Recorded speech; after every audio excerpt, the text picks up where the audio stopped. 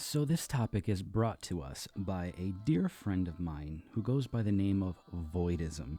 He's certainly a good friend of mine and certainly not somebody who has insulted me prolifically for a very, very long time.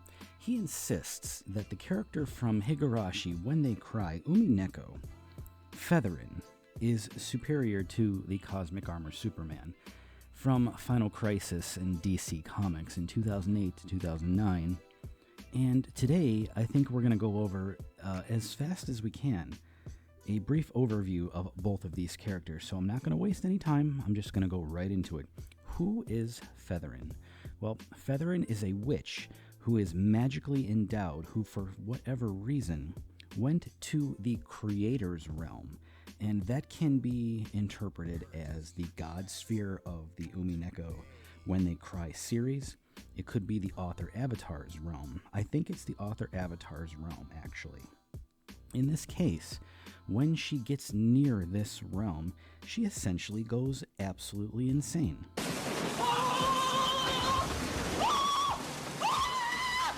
She loses herself.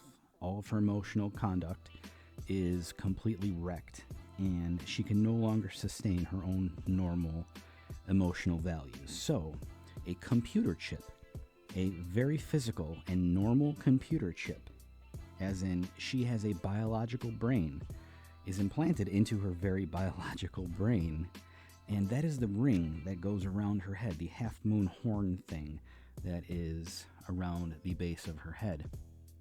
It is an item made of physics and technology, a computer chip itself implanted into her very physical biology-based brain, the Intel Pentium, to regulate her emotional values so that she stays completely sane, because she is not capable of warping and changing her own emotional values as she pleases. She cannot warp her own biology.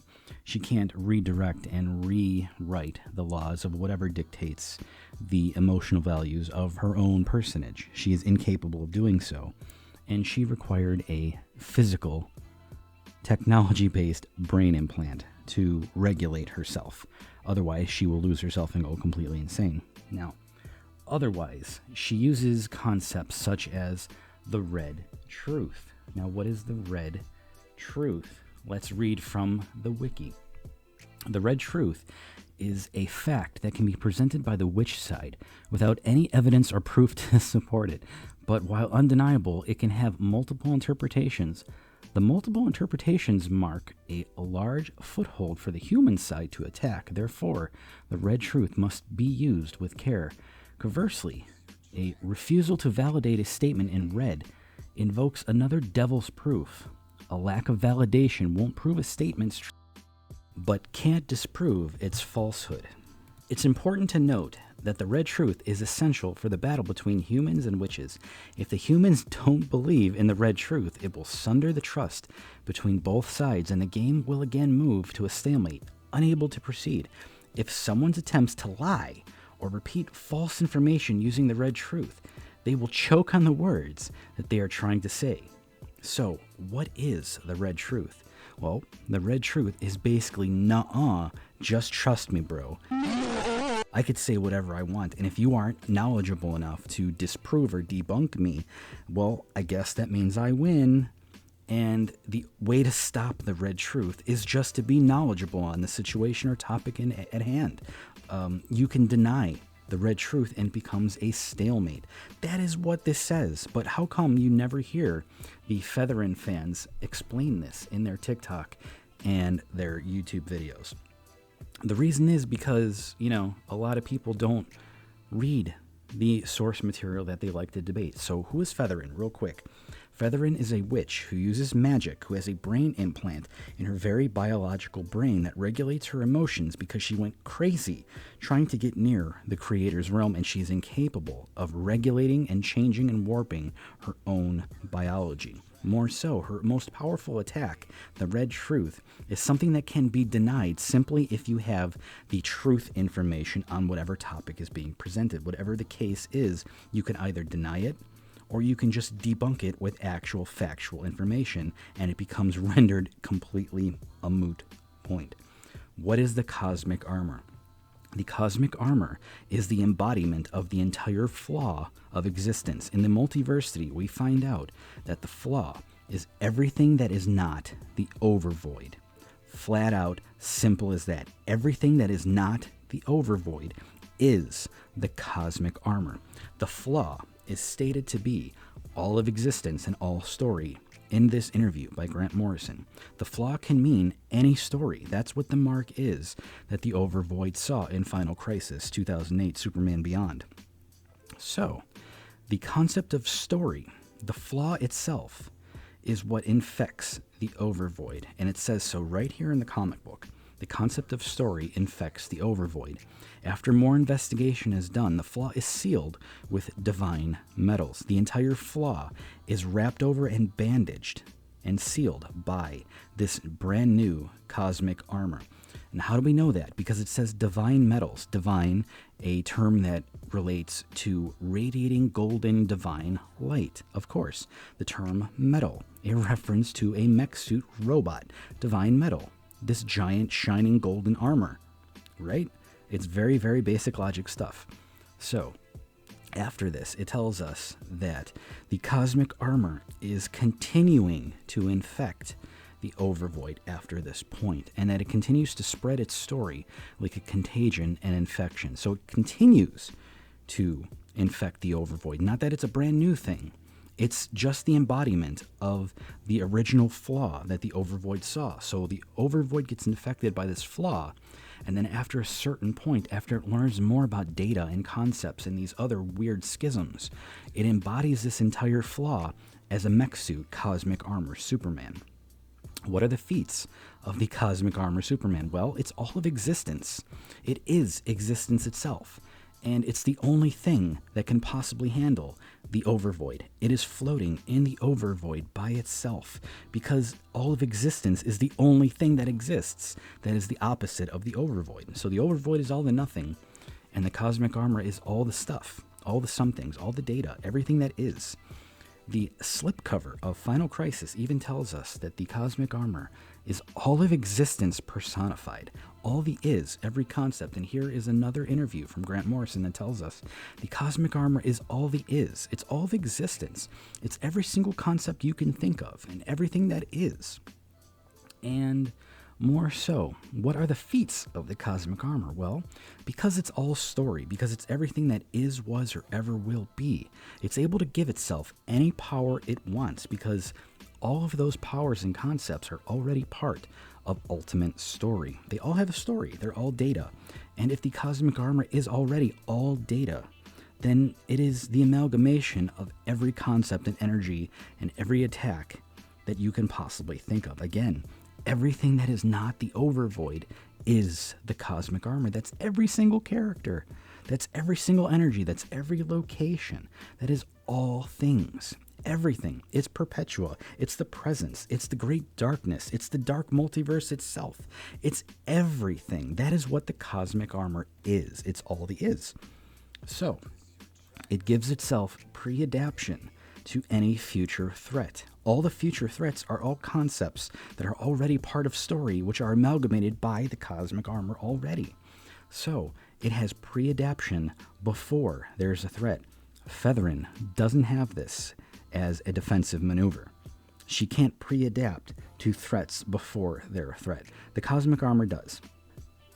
So, in this place, beyond all form and meaning, beyond even conceptual, where it makes no sense whatsoever, and it's beyond even paradoxical, the cosmic armor battles Mandrak and gives itself infinite transcendence, which means it continues to give itself anything it needs to stop the delete key. Now, why do I say that? Because Grant Morrison tells us that Mandrak was specifically made by the Overvoid to continually delete and consume story. Mandrak was made by the Overvoid to consume all of the flaw, all of existence. Its food source is the cosmic armor. He's essentially the big delete key, and the cosmic armor is all the other keys on the keyboard. So, the cosmic armor continually transcends, giving itself any power it needs, anything it needs to win, and Mandrak is continually pressing that delete key. And no matter what the cosmic armor does, the delete key is seemingly winning. And that's how that battle goes. The cosmic armor doesn't rely on any energy source to power itself, because all the energy sources are already amalgamated in this visual of what the cosmic armor is. Every attack you could think of, every character, every energy, every concept, everything is this cosmic armor. It is existence personified. So the feats of the cosmic armor transcend Featherine by infinite tiers, because Featherine is reliant on the concept of magic, whereas the cosmic armor is not reliant on anything and also has the concept of infinite magic within itself. It has the concept of anything you could think of: infinite transcendence, infinite omnipotence, infinite no selling the enemy, infinite nuh-uh, I'm better. And it even demonstrates that against Mandrake. Nuh-uh, I'm better times infinity. And he keeps doing it over and over and over for time untold. So the cosmic armor has actual combative feats of doing this exact thing that Featherine cannot do. So I don't think this is a fair fight. More so, people say that the cosmic armor died. Well, no, I'm sorry, it doesn't. And it never will, because in the beginning of this battle, just before it, the cosmic armor walks past an open gravesite, and it's very large. It is not made for the other smaller monitors. Clearly, it's made for something really, really big. And later in the fight, after the fight is over, the cosmic armor notices that this gravesite is now filled in. And this is the gravesite of all story. This is the gravesite of the cosmic armor. What do you want on your tombstone, says Mandrake. And even the cosmic armor references this later, just before it powers down. It etches on its own gravesite, its own tombstone, to be continued. So there is no killing this thing. It has etched on its own tombstone that it will never perish, it will never pass away, it will never die. To be continued does not mean to end. The only thing that ended was the visual appeal of what the armor is. The Overvoid no longer needs to personify this armor to anything anymore. So the visual of the cosmic armor doesn't need to be there. So it powers down and etches on its own tombstone that it's never going to die. It's going to continue no matter what. So the armor is the flaw. The flaw never died. The armor is existence. Existence continued to exist indefinitely. The armor is all story. Story never died. In fact, story got more interesting over time after this point. So even if we try to relay what the feats of Featherine are, all of those feats and concepts are already embodied by what the cosmic armor is. Now here's the crazy part. In 2018, 10 years after Final Crisis was released, Steve Orlando wrote a series called The Unexpected, and I did an author interview with this author and writer, and he told me that the cosmic armor is responsible for writing Mandrake in a form of mercy to give the character a second chance to behave differently and do better, and that this cosmic armor from Final Crisis 2008 is responsible for writing Mandrake the way he was in 2018 in a completely different series. So the armor, being all story, has total control over the narrative space beyond even the realm of the author avatars, where Featherine does not. Featherine couldn't even get near her creator's realm, which is nowhere near the author avatar's realm, and she went nuts. So the cosmic armor, being above all of that, is writing future stories that aren't even written yet in the DC continuum. That is how powerful the cosmic armor is. No, my friends, I am sorry, but the Featherine character stands no chance against the cosmic armor because, as I've said, Featherine is a character within story, and story itself is the embodiment of the cosmic armor. So there is no winning against this thing, because this thing is everything and everyone.